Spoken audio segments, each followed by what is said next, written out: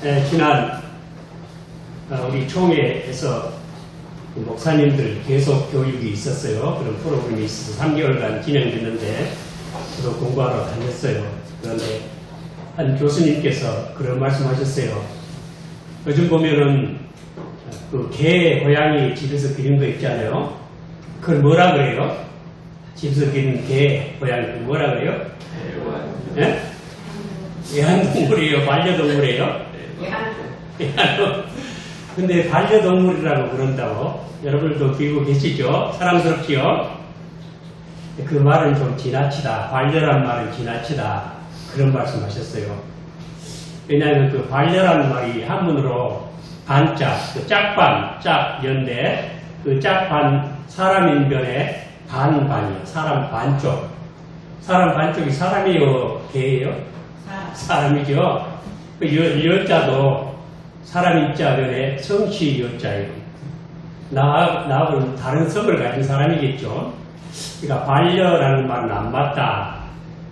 그런 말씀 하셨어요. 아마 생각해보니까 그럴듯하다. 요즘 사람들은 그런 거 인식이 없이 그냥 무조건 반려동물이라고 그래요. 이런 것도 어떤 의미에서 언어 인프레이션이라 그렇게 말할 수 있어요. 너무 언어를 지나치게 사용하는 거예요. 근데 우리 하나님께서 세상을 다 만물을 창조하시고 다 좋다고 하셨는데 한 가지가 좋지 않다고 그러셨죠? 그게 뭐가 좋지 않다고 그러셨어요? 사람으로 독취하는 것이 좋지 않아. 그래서 짝을 만들어 주셔야 되겠다. 그야말로 반려자를 만들어 주려고 이렇게 계획을 하셨어요. 그런데 오늘 본문 말씀은 짐승들을 만드신 것에 대한 말씀이시죠. 동물들을 만드시고 그리고 그 아담이 이름을 지어준 그런 말씀이에요. 근데 하나님께서 짐승을 만들기 전에 사람 독취하는 것이 좋지 못하다 하는 말씀, 짐승 지금 이 말씀 하시기 전에 하셨을까요? 후에 하셨을까요? 네? 전에 하셨어요? 후에 하셨어요? 사람이 독취하는 것이 안 좋다. 그 말씀을 이 짐승들 지금 이름 짓는 것보다 먼저 하셨어요? 뒤에 하셨어요? 먼저 하시고 또 거기 붙여서 하셨죠? 18절 말씀 한번 보십니다. 여호와 하나님이 가라사대 가라에 부처하는 것이 좋지 못하니 내가 그를 돕는 것을 지으리라 하시니라. 이 짐승에 대해서 말씀하시기 전에 사람 독취하는 건 안 좋다. 그러시고 20절도 공독해 보세요. 20절. 만약에 모든 주가 문의 새와 그의 모든 짐승에게 이름을 들자 하나님 돕는 대필이 없으므로 돕는 대필이 없으므로. 그러니까 이 짐승들을 이름을 짓고 하기 앞뒤로 돕는 배필이 없어 안 좋구나 하고 생각을 하셨죠. 왜 이렇게 기록이 됐을까요? 앞뒤로 돕는 배필이 필요하다. 우리 사람은 무슨 형상으로 지어졌죠? 누구 형상으로? 하나님 형상, 하나님의 모양대로 창조되었는데 동물들은 아니죠. 전혀 아니에요. 그런데 너희들이 하나님의 형상인데 하나님의 형상이 아닌 것들과는 감히 짝할 필요가 없다. 너희들 한번 비교를 해봐라 하는 그런 의미일 수도 있어요. 그리고 그때 당시에 동물들이 사나웠을까요? 안 사나웠을까요? 하나님 다 모여라. 아담 앞으로 다 모여라 하니까 다 모였는데 그때 동물들이 사나웠어요? 안 사나웠어요? 아마 이사야 11장 6절 이하에 나오는 말씀 같았을 거예요. 이리가 어린 양과 함께 눕고 또 표범이 어린 염소와 그리고 사자 새끼들 송아지들이 같이 뒹굴고 놀고 곰과 이 살찐 남소가 같이 놀아도 안 잡아먹어요. 그리고 어린아이가 어디서 장난을 해요? 어린아이가 독사골에 손을 넣고 장난을 쳐요. 근데 독사가 물어요? 안 물어요? 물지도 않고 독이 없었는지 있었는지 모르겠어요. 하여튼 이런 완벽한 샬롬 나라였어요. 그 이유는 딱 한 가지. 왜 그랬을까요? 죄가 없어서 그랬어요. 하나님이 보시기에 좋다 하는 것도 그렇고 또 이렇게 해가 없는 완벽한 샬롬의 나라가 이루어진 것도 죄가 없기 때문이에요. 뭐 어느 날 세상에 이렇게 전쟁이 있고 서로 불화하고 다투고 싸우고 이런 것들이 뭐 때문에 그럴까요? 이유가 뭘까요? 국회에서 왜 요즘 청문회하고 막 떠들고 그래요? 뭐 때문에 그래요? 다 죄 때문에 그래요. 그럼 죄가 뭘까요? 죄는 하나님의 법을 어긴 게 죄예요. 불법이 죄예요. 불법. 이 세상은 하나님 법이 아닌 것이 없어요. 모든 것이 하나님 법이에요. 자연 법칙도 하나님이 자연에 정하여 명하여 정하신 법이라고 시편 148편 6절 말씀에 써 있어요. 자연 법칙도 자연이 생긴 법이 아니고 하나님이 자연에게 명해서 정하신 법이 자연 법칙이에요. 그리고 복음을 알지 못하는 유대인들 외에는 이방 민족들에게는 율법이 없었죠.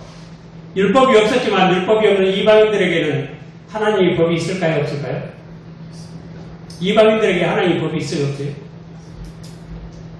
이방인들에게도 있어요. 그것이 로마서 2장에 잘 기록되어 있어요. 양심을 따라 판단을 하는 거예요. 혹은 이것을 양심이 변명을 하고 그건 잘못됐다. 혹은 그것을 또 송사를 하고 양심이 그렇게 해요. 그래서 양심법, 이것도 도덕법이라고 하는 거예요. 하나님의 자연율 속에 이렇게 자연법칙도 정하시고 우리 인간의 마음속에 문자로 기록되지 아니한 자연법칙도 마음속에 다 주셨어요. 자, 이것을 어기면 뭐가 되죠? 하나님의 법을 어김으로 불법은 죄다 하신 그 요한일서 3장 4절에 나온 말씀처럼 다 죄가 되는 거예요. 그래서 그 이방인들은 양심의 법을 따라서 도덕법을 따라서 하나님이 판단하신다고 하셨죠. 자, 그렇게 됐어요. 그래서 우리 사람은 이렇게 항상 이 평화로운 세상을 만드셨는데, 그래서 죄가 없었는데 죄를 짓게 됐죠. 오늘 그 죄에 대한 문제보다도 이 짐승들, 동물들에 대한 문제, 동물들과 우리 사람이 전혀 다른 점들을 참고하면서 잠시 오늘 나누고자 합니다. 하나님께서 우리 사람을 지으실 때 성경은 8가지로 사람에 대해서 특별하게 기록을 하고 있어요. 8가지로. 그게 뭐냐면, 첫째는 이중 보도를 해요. 이중으로 기록을 했어요. 창세기 1장 26절, 27절 이하에 하나님 형상 따라 자기 모양대로 사람을 지으셨다. 그래서 우리가 이 동산을 다스리게 하자 하신 거기에 있고, 2장 또 7절에 2장 7절 한번 보실까요? 여호와 하나님이 흙으로 사람을 지으시고 생기를 그 코에 끌어넣으시니 사람이 생명이 된지라, 그렇게 말씀하셨죠. 그리고 또 이 하와도 또 별도로 또 만드셨죠. 자, 그렇게 이중으로 보도를 하고 있고, 두 번째는 하나님이 먼저 도모로 계획을 해요. 우리 여기 1장 26절에 보면 하나님이 와서 우리 형상을 따라 우리 모양대로 우리가 사람을 만들고 우리 바다의 고기와 공중새와 육축과 온 땅과 땅에 기는 모든 것을 다스리게 하자. 계획을 가지고 이렇게 지으셨어요. 하나님의 플랜, 어떤 디자인이 있었단 말이에요. 세 번째는 하나님의 특별 동작이 들어갔어요. 흙으로 사람 모양을 만드셨죠. 특별 동작이 들어갔어요. 다른 것들은 안 그래요. 그냥 여기 1장 이따가 얘기하게 하고, 하여튼 사람은 하나님 특별 동작이 들어갔고, 그 다음에 네 번째는 하나님의 전형, 하나님의 그 모양, 형상을 따라 지으셨다. 다른 건 전혀 없어요. 천사도 다른 어떤 동물도 하나님 형상대로 짓지 않았어요. 그리고 다섯 번째는 두 요소로 지으셨어요. 흙과 그리고 생기. 하나님이 생기를 부르셨죠. 사람은 그냥 육체만 있는 게 아니고 생기가 들었어요. 그래서 사람이 생명이 되었다 말씀하시죠. 그리고 몇 번째요? 여섯 번째입니까? 여섯 번째는 사람을 위해서 특별히 낙원을 만드셨어요. 낙원을. 그래서 이 낙원에서 사람을 만드신 게 아니고 사람을 만드신 후에 낙원을 만드셔서 사람으로 하여금 거기 거하게 하셨어요. 그리고 7번째는 남자와 여자를 만드셨어요. 남자도 하나님의 형상이요, 여자도 하나님의 형상이에요. 그런데 다른 것들은, 다른 짐승들은 그렇게 암컷, 수컷 따로 만들었다는 말씀이 없어요. 사람만 그래요. 그리고 8번째는 우월한 지위를 주셨어요. 이 창세기 1장 28절에 생육하고 번성하고 땅에 충만하고 땅을 정복하고 모든 걸 다스리라고 우월한 지위를 주셨어요. 그래서 우리 사람은 특별한 존재예요. 근데 이 사람을 만드신 후에 이렇게 동물들 불러가지고 아담에게 가지고 오니까 아담이 딱 보고는 아담은 그냥 이 지성에 있어서 어떤 아무것도 모르는 그런 존재가 아니에요. 특별한 통찰력을 가지고 그 모든 짐승을 보고 이름을 단번에 싹 다 지어준 거예요. 그리고 아담은 천재예요. 아담 왜 천재인 줄 아세요? 동물들을 이름 다 짓고 그 이름 기억을 해요? 못해요? 네? 네. 코끼리라고 이름 지어놓고 가만히 있어 내가 이름 뭐라고 지었을까? 뭐라고 지었더라? 하지 않고 언제나 바로 알았어요. 당연히 천재겠죠. 아담은 천재 만지가 아담이에요. 그런 사람을 지으셨어요. 그런데 이 동물들은 그렇게 하지를 않아요. 그런데 이 동물들은 전혀 그런 존재가 아니라, 그러니까 아담으로 짝이 될 수가 없어요. 상대가 될 수 없어요. 배우자가 될 수 없어요. 반려자가 될 수 없어요. 이것을 강조하는 거예요. 그렇기 때문에 우리 사람은 얼마나 귀한 존재인가를 말씀하시는 것입니다. 근데 이 물고기를 지을 때 어떻게 하셨는가? 여러분 창세기 1장 11절 말씀 보실까요? 1장 11절에 다 같이요. 식물들 지을 때, 자, 1장 11절, 하나님이 가로되 땅은 풀과 씨 있는 채소와 각기 종류대로 시가진 열매 맺는 과목을 내라 하심에 그대로 됐다. 말씀하시죠. 그러니까 땅이 내라 그러신 거예요. 땅이 내라. 땅에서 나왔죠. 그리고 20절 한번 보실까요? 하나님이 가라사대 1장 20절 물들은 생물로 번성케 하라. 이 하늘을 궁창에는 새가 나르라 하시고, 그러니까 물들로 하여금 물고기가 나오게 해라. 이렇게 말씀하신 거예요. 그리고 24절 또 볼까요? 1장 24절 하나님이 가라사대 땅은 생물을 그 종류대로 내되 육축과 기는 것과 땅의 짐승을 그 종류대로 내라 하시고 그대로 되리라. 그러니까 이 사람은 하나님은 손으로 특별 동작으로 만드셨지만 땅이 내라, 물이 내라, 새는 공중에 새는 나르라 그러신 거예요. 자, 그런데 이 짐승들, 식물들, 이 사람까지 이 생물들이 다 생물이죠. 그래서 이 모든 짐승들을 이 성경의 생물이라고 말씀을 하십니다. 여기 19절에 여호와 하나님이 흙으로 각종 들짐승과 공중 각종 새를 지으시고 아담이 어떻게 이름을 짓나 보시려고 그것들을 모두 그에게로 이끌어 이르시니 아담이 각 생물을 일컫는 바가 곧 그 이름이라. 생물이라고 하면은 살아있는 혼을 가졌다는 뜻이에요. 살아있는 혼이라는 뜻이에요. 그 히브리어로 페시하야라고 해요. 페시하야, 살아있는 혼. 혼이 있다 그런 뜻이요. 식물에도 혼이 있고 동물에도 혼이 있고 사람에게도 혼이 있어요, 없어요? 사람에게도 혼이 있죠. 제가 아주 젊었을 때 어떤 교회를 다닐 때 그때 우리 그 교회에 늙으신 집사님이 계셨는데 한 번은 이렇게 대화 중에 그런 말씀을 우연히 하시더라고요. 식물에게는 생혼이 있고 무슨 혼? 생혼. 사람의 혼이 있고 동물은 생혼과 각혼이 있다. 각혼이 뭐예요? 각혼이 뭐예요? 가물가물해요. 동물들 때리면 아파요, 안 해요? 아파하죠? 깨달으니까 우리 식물은 해요. 그래요, 안 그래요? 톱으로 쓱쓱 떨어도 식물은 가만히 있죠. 각혼이 없다. 그 뜻이요. 그래서 식물은 생원만 있고, 동물은 생원과 각혼이 있고, 그 다음에 사람은 뭐예요? 사람은 뭐예요? 생원이 있고, 각혼이 있고, 또 뭐가 있어요? 영혼이 있다. 그런 말씀 하시더라고요. 그분이 어디서 배웠는지 몰라도, 한 수 톡톡히 배웠어요, 저도. 그렇구나 싶었어요. 우리 사람은 영과 혼이 따로 있는데, 그래서 우리 몸이 있고, 영이 있고, 혼이 있다. 그래서 3분선을 주장하는 사람들이 있어요. 영과 혼과 몸. 이게 3분선이에요. 몸과 영혼. 이렇게 말하면 2분선이 되는 거예요. 사람은 무엇으로 되어 있는가? 몸과 영혼으로 되어 있다. 근데 영혼이 같은 거 아니냐? 영혼은, 영과 혼은 다른 게 아니고, 기능이 다르다는 뜻이에요.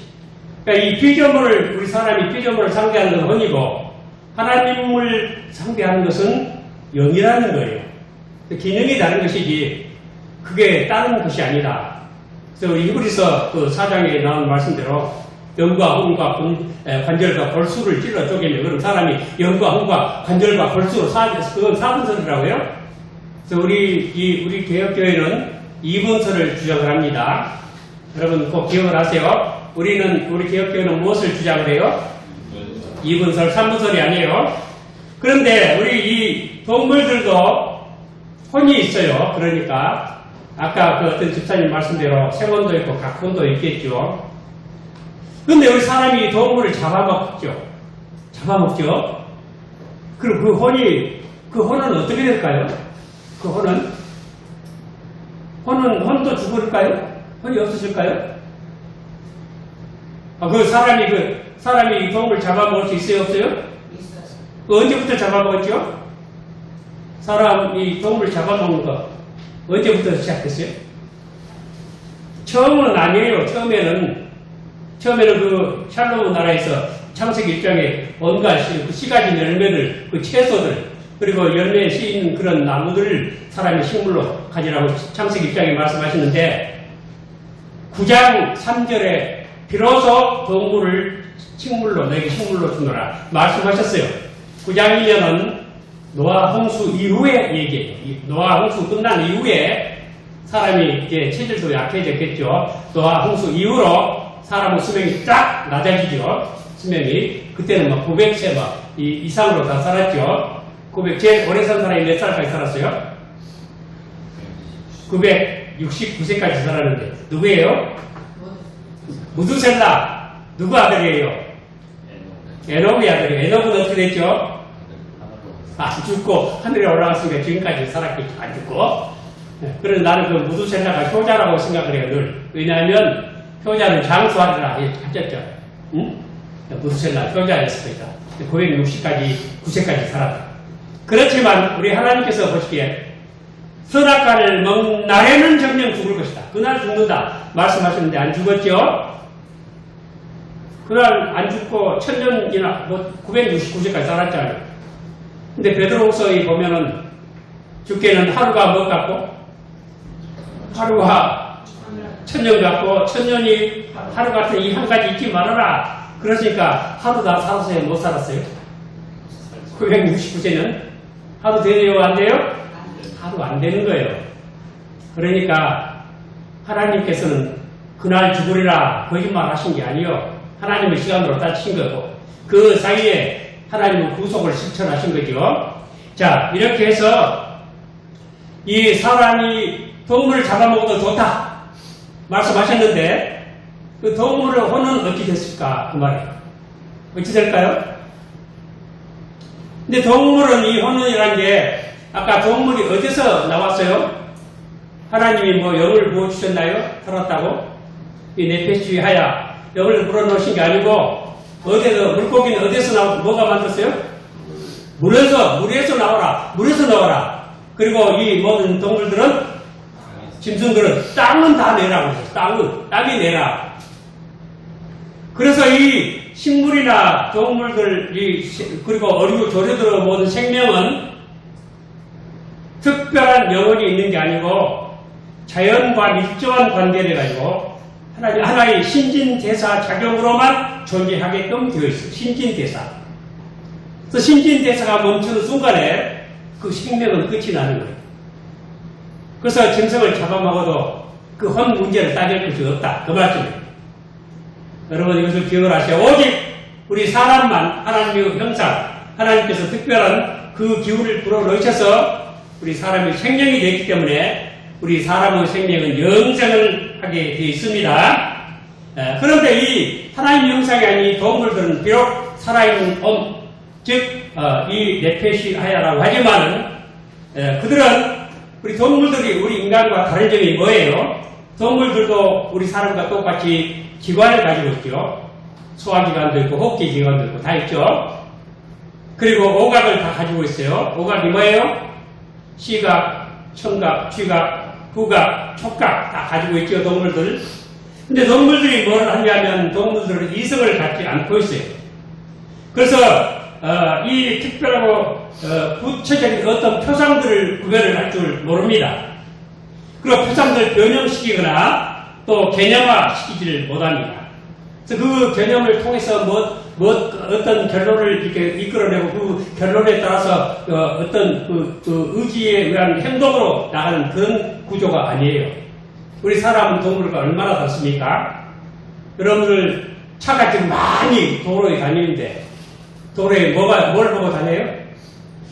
신호등이 있죠? 그럼 짐승들 막 하늘 다닐 때 신호등 만들어 놓고 다니나요? 교통 복잡한 데 왔다 갔다 하는데 차선 넣어 놓고 다니지요?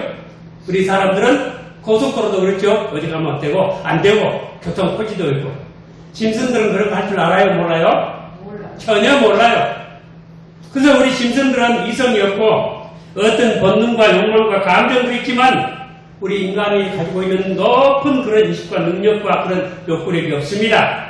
그들은 이성도 없고 의지도 없습니다. 동물들에게는 언어도 없고 종교도 없고 도덕도 없고 미감도 없고 하나님이나 보이지 않는 것들에 대한 어떤 진선미 같은 개념이 없습니다. 지금 이 동물들은 아무리 훌륭해도 예배할 줄 모르고 기도할 줄 모릅니다. 그리고 이성적인 그런 도덕적인 판단을 할 줄 모릅니다. 그런 것이 반려자가 되겠습니까? 그런데 이 동물들을 만드신 하나님, 동물들을 통해서 어떤 우리 인간에게 어떤 존재의 의의를 가르치고 있습니다. 무엇을 가르치고 있을까요? 개는 충성의 상징입니다. 무엇의 상징이에요? 개가 충성을 다하죠. 주인에게, 특별히 우리나라 진돗개가 그렇다죠. 그리고 개미는 무슨 상징이죠? 개미 하면 뭐예요? 성경에 잠언에 뭐라고 했었죠? 게으른 자여는 개미에게 배우라 했죠. 열심히 일하는 근면의 상징이에요. 양은 무슨 상징입니까? 양. 지난 주간인가? 우리 교단에 아주 어르신 목사님 좀 만나자고 제가 찾아갔어요. 책을 세워주셨어요. 그러니까 거기에 어린 양 고자 딱 써가지고 책을 주셨는데 제가 순식간에 읽어봤어요. 아주 은혜스럽게 요약해서 잘 쓰셨어요. 우리 이 양은 그야말로 양순하고 온순함의 상징이죠. 그가 곤욕을 당하여 괴로울 때도 그 입을 열지 아니하였으며 마치 조수장으로 끌려간 어린 양과 털 깎는 자 앞에 잠잠한 양같이 그 입을 열지 아니하였도다. 양이 온순함의 상징이죠. 비둘기는 무엇의 상징이에요? 비둘기는 지금 해조로 이렇게 구별되어 있죠. 해롭다. 모이 주지 마라 그러죠. 이 비둘기는 바로 순결의 상징이에요. 예수님 세례 받으실 때 성령이 어떤 모양으로 임하셨다? 비둘기 같은 모양으로 임하신 순결의 상징이고, 여우는 무엇의 상징일까요? 여우는 교활함의 상징입니다. 그리고 벌레는 빈곤의 상징이고, 호랑이는 흉폭, 돼지는 뭐예요? 탐욕.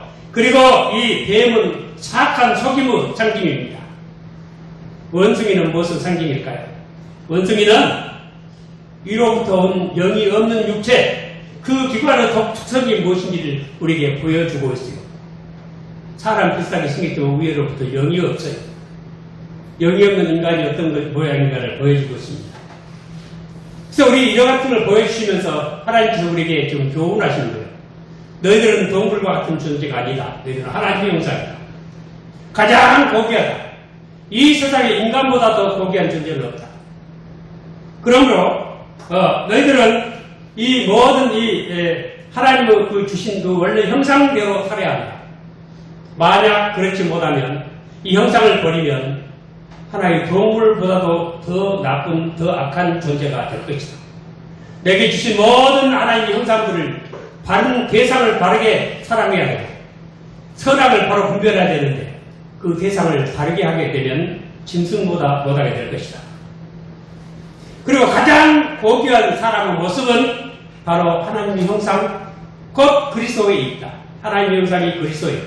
그 의와 진리와 하나님의 형상, 하나님을 따라 의와 진리의 거룩함으로 지으심을 받은 새 사람을 입으라. 의는 왕의 형상이에요. 진리는 선지자의 형상이에요. 그리고 이 거룩함은 제사장의 형상이에요. 이것이 바로 그리스도예요. 그리스도 삼중제 선지자 제사장 왕이죠. 그 참된 사람의 목적, 가장 참된 사람의 가치는 어디 있는가? 참된 사람의 가치는 모든 재물을 많이 차지하는 것도 아니고 높은 자리에 앉는 것도 아니에요. 참된 사람의 가치는 바로 그리스도에게 있다. 진리와 의와 거룩함을 바로 지킨 여기에 사람의 참된 가치는 있다. 이것을 가르쳐 주고 있습니다. 그분이 바로 하나님의 원형 예수 그리스도시고 우리는 예수 그리스도 안에서 예수 그리스도를 닮는 사람 바로 그리스도인인 것입니다. 우리 이와 같이 하나님의 은혜 받아서 하나님의 형상을 늘 새롭게 해서 진짜 사람다운 가장 가치있고 호상한 그런 사람으로서 우리 그리스도를 닮아가는 우리 모두 되시기를 오늘 주님 이름으로 축원을 드립니다. 아멘.